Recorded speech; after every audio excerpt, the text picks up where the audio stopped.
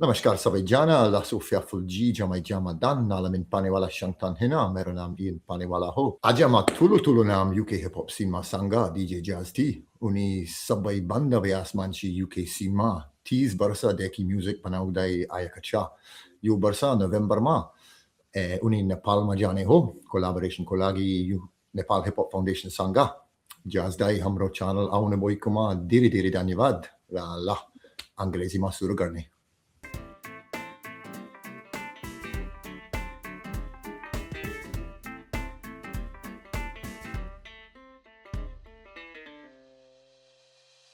Let's go. Nice, Jazz. Thank you. That was basically just thank you very much for coming on the show. No, it's a pleasure, man. Nice. All right. So today we're basically, I want to just give you a little rundown of sort of who we are and what we're all about. And so basically we are the Bimiri Foundation. And what we do is we crowdfund water projects in villages like this one. So this is Bimiri. This is the first project that we did. It's home to some very, very good friends of mine. Finished this one back in 2022. One house, one tap. So basically, everyone in the village now has their own water supply. We're just kind of carrying on with the next village. We're just about to finish number 2, and then we'll start number 3 this year. Yeah, man. So it's class to see your face again. Do you remember the last time we saw each other in person? It's a long time ago, man. Maybe it might have been Cardiff that time. It wasn't Cardiff. It was close to a couple of months afterwards, mate. I've actually found a photograph of it. It was this. Oh, it might have actually. Yeah. Oh, yes. Yeah, man. It was the Jess gig up in Glasgow. So yeah, man. It's nice to see your face. I was starting to forget what you look like. So this November, you're going to come out to Nepal with us, man. Yeah, we're going to be doing a little collab with the Nepal Hiphop Foundation. Yeah, looking forward to it, man. Yeah, and here's a little bit of what they're all about. This is just a little clip from their studio in Kathmandu. So it's basically they use workshops in the elements to steer underprivileged inner city kids away from gang violence. So, you know, it's the work they do is amazing. And so we're basically we'll do a workshop in the studio, and then we're going to be doing another workshop in the school that a lot of these kids go to. Thinking sort of assembly hall type sort of thing, man. So yeah, I'm looking forward to it, brother. So you've been a busy boy of late. Yeah, it's cool, man. And you know, it's just funny, like the way it kind of turned out. So that building that they're in, they're on the top floor, and the nice sort of kind of unofficial TBF office in Kathmandu is like 2 floors down. So I just ended up meeting their founder of NHF.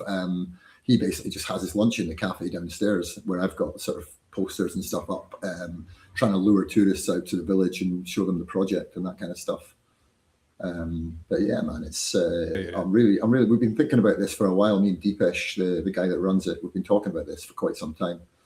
I think I mentioned it to you the first time in Ireland, right? That was a long time ago, man. And here's got a little video of that as well here. That was what 2019, I think we did this, man.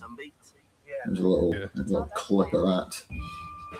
Classic, There's yourself and Con. There he is. Those mad heads, PX music guys, Hazy Haze. He's pretty rowdy. Yeah. That was a good night, that, man. Yeah, I really enjoyed it, man. It's an honour to make some money for the foundation as well, man. Cheers, brother. Yeah, it was. It's good. It was good times, like so. So the idea with the pipeline gigs was basically to spread a bit of awareness, raise a bit of funds, and also sort of bringing cultures together, bringing the scenes together, like mix up of sort of UK artists and Irish artists in that one, and then obviously did the Stockholm gig as well. We had a bunch of Swedish guys on there, and so now we're basically going to be doing the same thing in Nepal, man. So you guys will be sharing some stages with some Nepali artists, and do some live shows, Kathmandu and Pokhara, yada yada yada. It's going to be class. It's going to be good, man. Yeah. So you told me you've been to Asia before, yeah? You've done one gig up in China, right? I did a couple of gigs in China, in Shenzhen and Shikow. They're pretty good, man. Like live what was that all and about? stuff, you know what I mean? Was it like a festival? No, it was a friend of mine was a financial advisor out there, and he wanted to do events, and he brought my crew.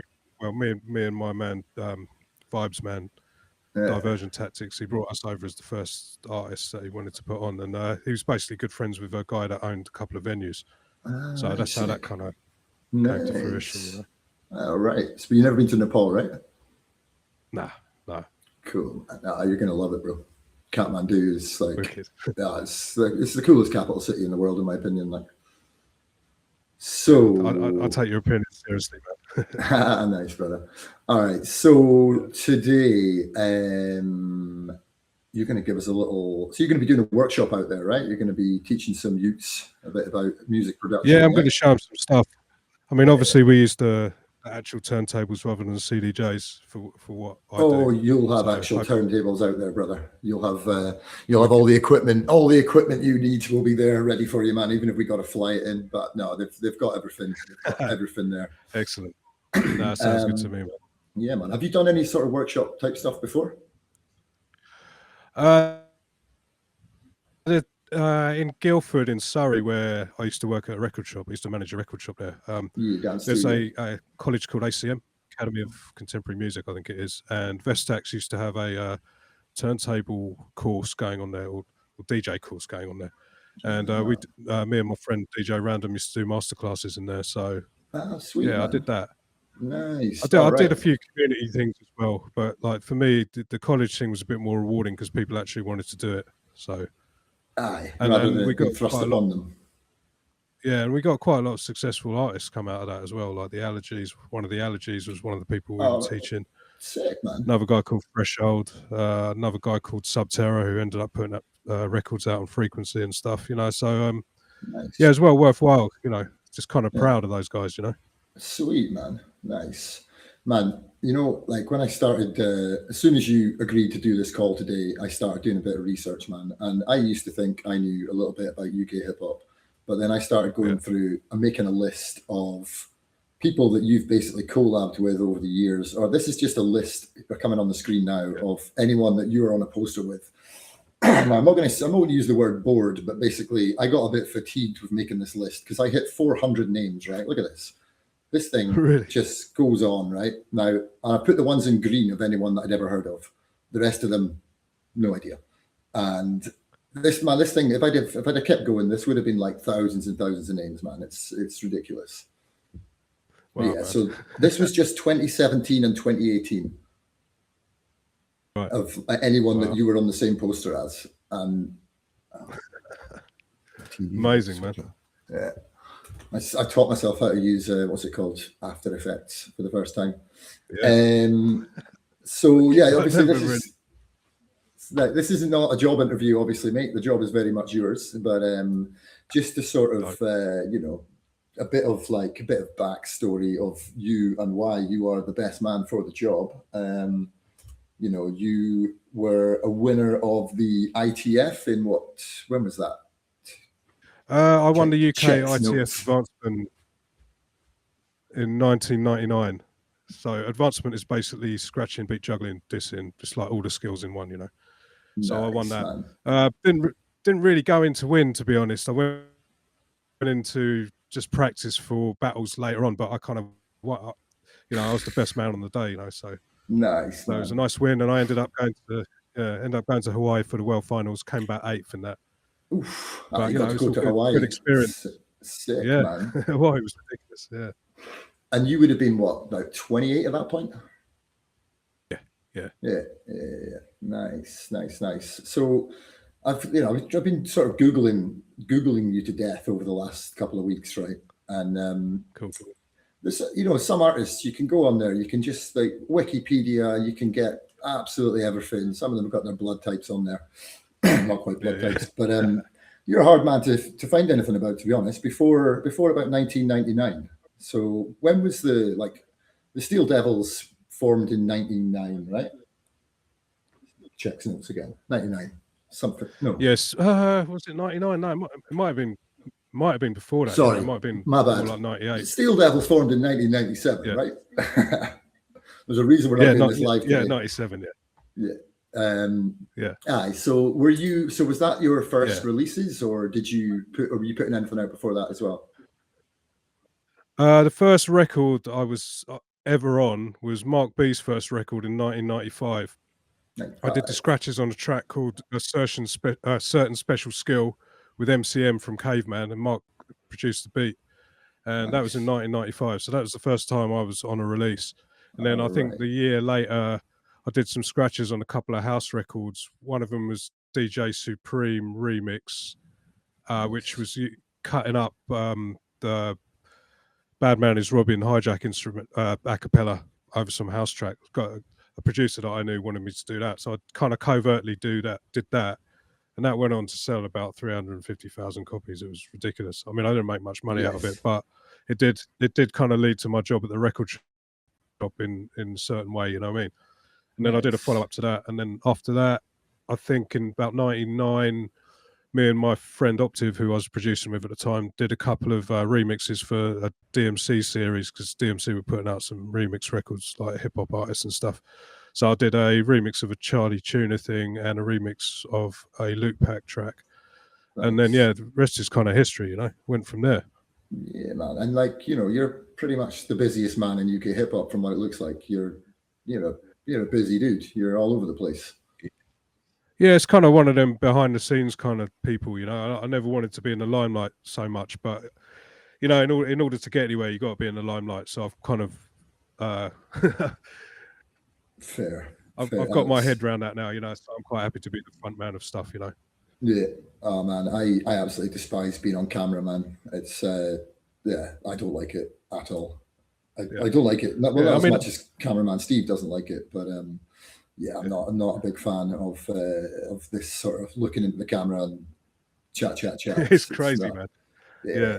Well, like you were saying about the 99 ITF. I mean, when we were in Hawaii, there's literally probably about 6 cameras around me. You know what I mean? There's me, just literally the first battle. Well, the first battle I've won, and what I mean. I'm doing the heats or the eliminations, and I've got all these cameras around me, but I held it down. You know what I mean? Fair play, man. I think from that day, I sort of realized just focus on what you're doing. Don't worry about what they're doing. You know what I mean? It kind of worked. Yeah. It's nice, man. Nice. And so the last thing that you were at was the Owls gig in that was Vienna last weekend, wasn't it? Yeah, last weekend in Athens, man. Yeah, it was a sellout gig. Athens, at the Arch Club. Yeah. Nice. Man, amazing, that looks absolutely rowdy. Yeah, it's amazing. I mean, it's so good working with the Owls, man. They're just ultra professional, man. You know what I mean? Some of the best in the world, I'd say. You know what I mean? Yeah, man, they are the boys. It was actually I was listening to, oh man, I can't remember the name of the fucking album now. That night that I messaged you all basically just saying who's up for this, and I was just basically sat in my room in Kathmandu, just having a little smoke, and thought, you know what, I'm all about if you don't ask, you don't get. So I'll just sort of get these impulse, as you probably know, you'll get these messages off me at 5 a.m. or something, where I'm just in full ideas mode, and it's what's the worst that can happen? You're going to say no, or you're going to say yes, and we're potentially going to end up doing something cool. But so I just sort of have an idea, and then just if you don't ask, you don't get. So and now look what's happening.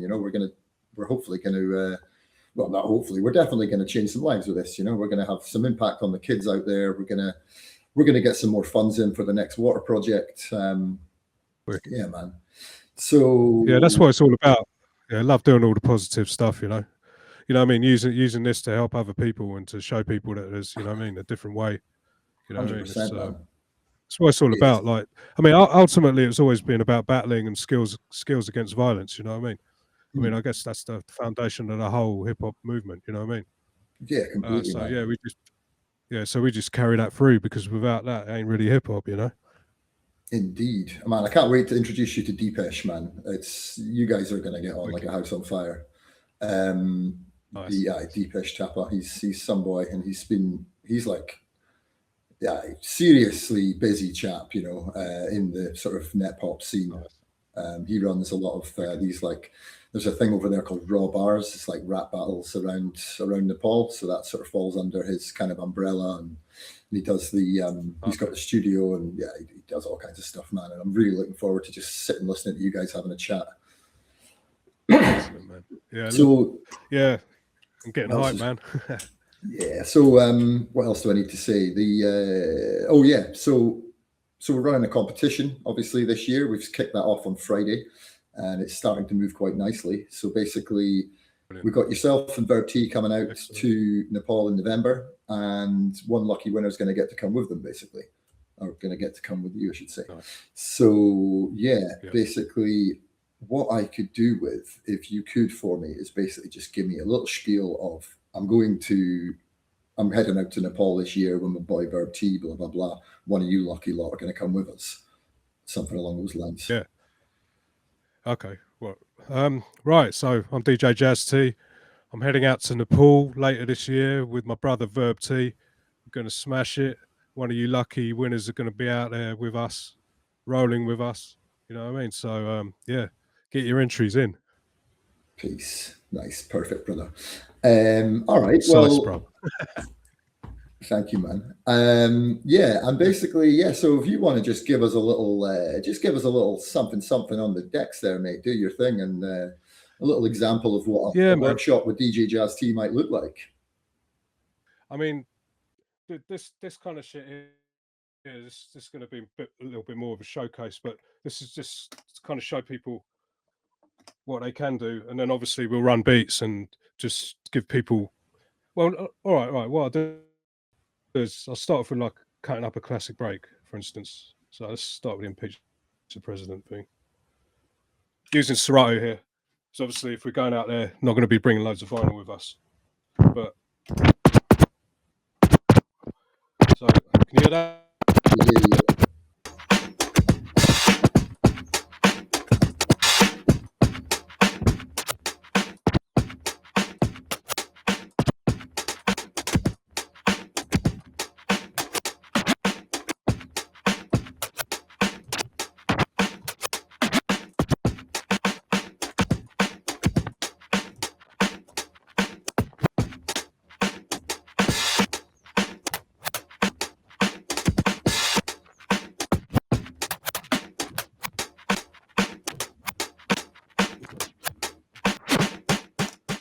Sort of thing, basically. Nice. That's basically beat juggling break beats. Yeah, sick, man. Kind of the essence of the block parties and stuff, you know. Yeah. Nice. The block parties. Do you know of the podcaster Blind Boy? No. Irish podcaster. He used to be in a band called the Rubber Bandits back in the day. He wears like I've heard of them. A guy from Limerick. He wears a Tesco carrier bag over his head, and so I'll send you a link to this, right? Just mentioning the block parties there. Yeah. One of his episodes is called Donald Trump and the History of Hip Hop. Right. So he's got this hot take basically where he sort of says that if it wasn't for Donald Trump, hip hop wouldn't have come about. Right. And it's like, whoa, wait a minute, what's this? So Donald Trump, as a young man, as a real estate dude back in what would have been like the 60s, right? He basically moved a load of African Americans from, I think it was out in Queens to up in the Bronx, right? He's basically just relocated a bunch of people. Right. The Bronx at that point was traditionally a Puerto Rican area. And so he's moved these African Americans into this Puerto Rican area. And then that was around the time of all the block parties and stuff. So, and that kind of merge of cultures. And then, basically where the party when, I can't remember the guy's name, the guy who first did break loops, it was like at one of these block parties. Well, it's supposed to, it was a cool Herc, cool DJ Herc. Yeah. He's credited with being the first person to do that, So, But yeah, this dude reckons if it wasn't for Donald Trump, then there'd be no such thing. Like, which he's obviously it's a funny angle on it. But yeah, he talks like it is a funny angle. Yeah. Because so I watched a lot of documentaries, and some people say that things were going on in sort of Brooklyn and some of the other boroughs, like in parallel to what was going on in the Bronx. But I don't know. I don't know. I've got no idea, man. I'm from the UK, man. I just you know what I mean, try and learn as much about where we came from as possible, you know. Yeah, for sure, man. And you were out in my little Facebook stalk of you. I saw you did something out in New York not so long ago, right? A couple of years back. Yeah. My sister's like a news reporter out in New York, and I made a track with Bionic. Myself and Zygote made a track with Bionic probably in about 2008, and Bionic had come back over to the UK from Ghana for the London Posse reunion, and I reconnected with him, and he'd forgotten he'd done the track. Played him the track, really liked the track, and he wanted to come back out on that, you know, with that track. So we sort of changed the cuts and like remastered it, remixed it a little bit, added some bits, and one of the things he wanted to do was like do the video in New York. So as my sister was out there, and I've never actually been out there to see her, I asked her if she could sort of hook some stuff up, and she had a camera guy, and her other half at the time let us stay in his apartment and stuff. So yeah, we went out there to film that, and it was it's kind of a perfect thing, you know, to go out there like for hip hop reasons, you know what I'm saying? So yeah, it's perfect. But also get some little family time in as well. Sweet. Yeah, got some family time in, and also I saw some of my friends out there, like Yeshua Depot. Actually, hung out with him a little bit, did some record shopping and that. So yeah, it was great, man. It's great. It's good to sort of visit the home of hip hop. You know what I mean? Yeah. Nice, brother. Nice. And what else have you got? What have you got coming up, man? You've got something coming out with Ransom Bad Bones next month. Yeah, I've got we got a record called Limitless Space. So that's Ransom Bad Bones. I produced the main two tracks, and Sam Kratz has done a remix of one of the tracks. That's also got King Kashmir and Joker Star on it. So yeah, that's coming out. And then I mean, there's loads of stuff in the pipeline. I've got a 7-inch with Jay Cyanide, which has got Black Poet and Michael Parkinson on it, which is going to come out. I've got some tracks I've done with G-Bag. Got an album with Joe Armand Jones, which I need to finish up and get out. Putting out a record by Sen's Beats and Roughneck Jihad also in the next couple of months. So there's plenty of stuff coming out on boot, man. Where do you get the time, man? Well, I don't work in a record shop anymore, so I've always put time aside for studio days, you know what I mean? And when it comes to scratches and stuff, I've got a bit of a formula, you know, so as long as I've got a couple of ways of finding samples and stuff, and obviously you can see all these records here, so I've got a lot of acapellas and stuff. I've got a kind of system which allows me to come up with cuts quite quickly for projects, and I practice a lot, so it's not like I'm taking a million takes to lay down scratches. You know, I can do the stuff pretty quick. So with beats, like I say, it's a bit different. You know, beats are a bit different because the bar's high. I mean, we've made a lot of, you know, quite big tracks, so you know, there's no compromise on the quality of beats. You know, or scratches, but you know, scratches, I know that, you know, I can come to that top level easy. Beats, because there's a little bit more to it. It's like you're kind of creating a band with a beat, you know what I mean? It's like all the different elements of, you know, it's like a band, so it's got to sound ill, and it's got to be timeless. And because it's loops and stuff, you know, making a loop, which is amazing, is like bloody difficult, man. You know what I mean? Man, I wouldn't have the first clue about music at all, bro. I've got no idea. I'll try and learn a little bit on these workshops as well. Like, I've got one question for you, which was actually suggested to me by my mother this morning. If you could give one piece of advice to anyone thinking of getting into a career in music, what would it be? I think the main thing with music is not to just think that performance is the only thing. You know, music is a business which covers everything from law to performance to driving the bloody band around. You know, it's like you want to get into music, just work out what you're good at and develop that. You know what I mean? Don't be gutted because, you know, there's a lot of people that aren't talented musicians, but then they could be taking care of managing a band. You know what I'm saying? There's loads of different elements. So if you want to be in the music industry, just remember you don't just have to be a musician, and that's my advice. Thank you. Okay. Thank you so much, brother, for this. You absolute legend. And we'll be in touch, and I'll see you in Kathmandu, bro. All right, brother. Nice one. And like, yeah, I'll speak to you. Big ups, you legend. Yes, man. Take care of yourself. Right, peace.